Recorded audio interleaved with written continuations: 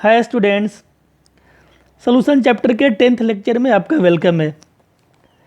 बेटा आज का जो लेक्चर है वो पिछले से रिलेटेड तो नहीं है, पर हम लोग यहाँ बात कर रहे हैं कोलिगेटिव प्रॉपर्टी के रिगार्डिंग। जो सेकेंड मैंने आपको कोलिगेटिव प्रॉपर्टी बताया था वो था एलिवेशन इन बॉइलिंग पॉइंट, और आज हम लोग बात करेंगे third, depression in freezing point. Depression का मतलब होता है कम होना, फ्रीजिंग पॉइंट में कमी। पहले फ्रीजिंग पॉइंट को डिफाइन करेंगे। फ्रीजिंग पॉइंट का सिंपल डेफिनेशन आप जानते हैं कि जिस टेम्परेचर पे कोई भी लिक्विड सॉलिड में कन्वर्ट होता हो 1 atm प्रेशर पे, जिस टेम्परेचर पे कोई लिक्विड सॉलिड में बदल जाए 1 atm प्रेशर पे, वही टेम्परेचर उस लिक्विड का फ्रीजिंग पॉइंट कहलाता है। जैसे आप वाटर की अगर बात करते हैं तो अगर आपने टेम्परेचर 0 मेंटेन रखा तो वाटर आपका सॉलिड में जाएगा, आइस में जाएगा, तो वाटर का फ्रीजिंग पॉइंट 0 डिग्री सेल्सियस बोलते हैं हम लोग। या इसको आप ऐसे भी डिफाइन कर सकते हैं कि the temperature at which liquid converted into solid at atmospheric pressure called freezing point of liquid. या नहीं तो आप ऐसे बोल सकते हैं कि जिस टेम्परेचर पे सॉलिड और लिक्विड दोनों इक्विलिब्रियम में होते हैं, इंटर कन्वर्टेबल होते हैं, वो टेम्परेचर भी उस लिक्विड का फ्रीजिंग पॉइंट कहलाएगा। तो ये तो सिंपल सी बात थी। अब हम लोग बात करते बेटा यहाँ से डिप्रेशन इन फ्रीजिंग पॉइंट, कि डिप्रेशन का मतलब कम होना। अगर ये प्रैक्टिकली ऑब्जर्व किया हुआ है कि अगर आपने पानी में अगर आपने सॉल्यूट मिला दिया सॉल्यूशन बनाने के लिए, तो ये देखा गया कि जो सॉल्यूशन का फ्रीजिंग पॉइंट था वाटर से कम हो गया। एक्सपेरिमेंटल चीज़ है। It is observe that when solute added in solvent then freezing point decreases. उसी को बोलते हैं हम लोग डिप्रेशन इन फ्रीजिंग पॉइंट। या आप ऐसे ही बोल सकते हैं कि आप वाटर की फ्रीजिंग पॉइंट में से सॉल्यूशन वाला माइनस कर दें, ज़्यादा में से कम का माइनस कर दें। The difference in freezing point of solvent and solution is also called depression in freezing point. अब इस कंटेनर में देखें आप, मैंने वाटर लिया है, आपको पता है वाटर का फ्रीजिंग पॉइंट 0 होता है, पर इसको मैंने जनरल ऐसे TF नॉट माना। नॉट हमेशा प्योर को रिप्रेजेंट करता है।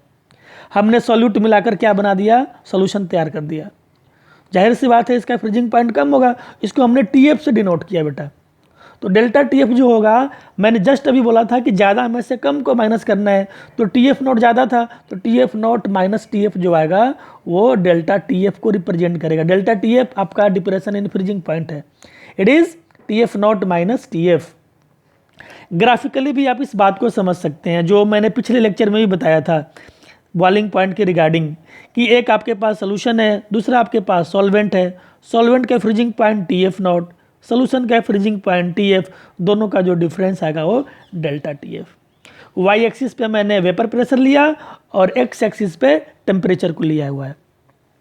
अब अगली जो बात होती है कि जो फ्रीजिंग पॉइंट होता है ना, हर सॉल्वेंट के लिए अलग अलग होता है, क्योंकि वो उनके मॉलिक्यूल के बीच में जो बॉन्डिंग है ना, उस पर डिपेंड करता है फ्रीजिंग पॉइंट।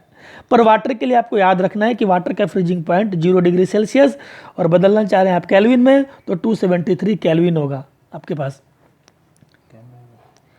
अब बेटा हम लोग इसमें रोल्स लॉ को लगाते हैं। रोल्स लॉ जो पिछले वाले कोलिगेटिव प्रॉपर्टी में था बिल्कुल सेम है, कि अकॉर्डिंग टू दिस लॉ कि the depression in freezing point delta TF directly proportional to molality of the solution. वहाँ क्या था कि delta TV directly proportional to molality था। तो बिल्कुल सेम है। अब यहाँ से जो डेरिवेशन भी होगा बिल्कुल पहले वाले की तरह है कि delta TF directly proportional to molality. आप प्रोपोर्शनल को हटाते हैं तो कांस्टेंट रखते हैं, यहाँ पे रखेंगे KF is call molal freezing constant, where K is constant call molal freezing constant. एक और नाम देते हैं क्रायोस्कोपिक कांस्टेंट, और इसको डिफाइन भी उसी तरीके से करेंगे। अगर आपको KF को डिफाइन करना है ना, तो आप मोलिटी को 1 कर दें, मतलब सोल्यूशन बना दें मोलल, मतलब 1 मोल सॉल्यूट मिला दें 1 kg सॉल्वेंट में, तो वैसे केस में जो डेल्टा TF होगा वो KF के बराबर हो जाएगा। When 1 mole solute dissolve in 1 kg solvent, आपने मोलिटी को 1 कर दिया, then depression in freezing point जो डेल्टा TF है वही कहलाएगा KF। यूनिट भी पहले की तरह सेम है बेटा, जैसे KB का यूनिट वैसे KF का, केल्विन kg पर मोल, या आप केल्विन की जगह डिग्री सेल्सियस भी ले सकते हैं, क्योंकि टेम्परेचर का डिफरेंस हर यूनिट में सेम ही होता है। तो डिग्री सेल्सियस kg पर मोल भी ले सकते हैं आप। अगली जो बात होती है कि वाटर के लिए इसका वैल्यू फिक्स होता है, 1.86 एक्सपेरिमेंटल है, जबकि अदर सॉल्वेंट के लिए ये अलग अलग होगा। तो आपको केवल वाटर के लिए याद रखना है 1.86 केल्विन केजी पर मोल। अगर आप सॉल्वेंट को चेंज करते हैं तो जाहिर सी बात है KF का वैल्यू चेंज होगा जो दिया होता है न्यूमेरिकल में, पर वाटर के लिए नहीं भी दिया हो तो आपको याद रखना है। अब आगे जो हम लोग बात करेंगे, जो न्यूमेरिकल जहाँ से हमारे बनते होते हैं कि calculation of molar mass of solute. तो इस तरीके से अगर आपको डिप्रेशन इन फ्रीजिंग पॉइंट से सॉल्यूट का मॉलिकुलर मास निकालना है तो हमारे पास था डेल्टा TF बराबर KF इंटू एम। हमने M को सिंप्लीफाइड कर दिया।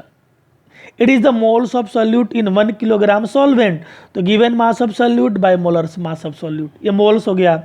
इन 1000 ग्राम सॉल्वेंट, ये आपका मोलिटी हो गया। इसमें जितने भी पैरामीटर्स हैं इसमें एक अननोन होता है, जनरली आपको ये निकालना होता है मोलर मास ऑफ सॉल्यूट। ये सारे दिए रहेंगे, KF आपको पता है, ठीक है, आप यहाँ से सॉल्यूट का मोलर मास निकाल सकते हैं। अब एक चीज़ और, ये बोर्ड के लिए इंपॉर्टेंट तो नहीं है, आप नीचे देखें कि KF जो हमने यहाँ निकाला था 1.86 लिखा था प्रैक्टिकली, और इस फार्मूले से भी आप निकाल सकते हैं KF। R T0² by 1000 LF, जहाँ पे T0 सॉल्वेंट का आपके पास, ये सारी जो बातें इसको आप थोड़ा सा और मॉडिफाई करेंगे तो इस वे में आ जाएगा ये M1 R T0² 1000 delta heat of fusion, जहाँ पे T0 सॉल्वेंट का फ्रीजिंग पॉइंट है, LF सॉल्वेंट का लेटेंट हीट ऑफ फ्यूजन है पर ग्राम के लिए, जबकि आप इस फॉर्म में लिखते हैं डेल्टा हीट ऑफ फ्यूजन, तो एक मोल के लिए है सॉल्वेंट का लेटेंट हीट ऑफ फ्यूजन। वैसे ये जो टर्म आपके पास है लेटेंट हीट ऑफ फ्यूजन, वो हम लोग थर्मोडायनेमिक्स में एक्सप्लेन करेंगे। M1 क्या था, तो molar mass of solute. R molar gas constant है जो आपने +1 में पढ़ रखा है कि 8.314 इसका वैल्यू होता है जूल पर केल्विन गैस के लिए। तो आप अगर ये सारा पैरामीटर्स दिया हो ना तो वहाँ से आप KF निकाल सकते हैं, इसलिए मैंने वाटर का एक्सपेरिमेंटल वैल्यू 1.86 लिखा हुआ है। अब बेटा इसके रिगार्डिंग जो न्यूमेरिकल्स होंगे आपके बुक में NCERT में, उसको आप सॉल्व करेंगे, और कल हम लोग next colligative property osmotic pressure की बात करेंगे। Thank you.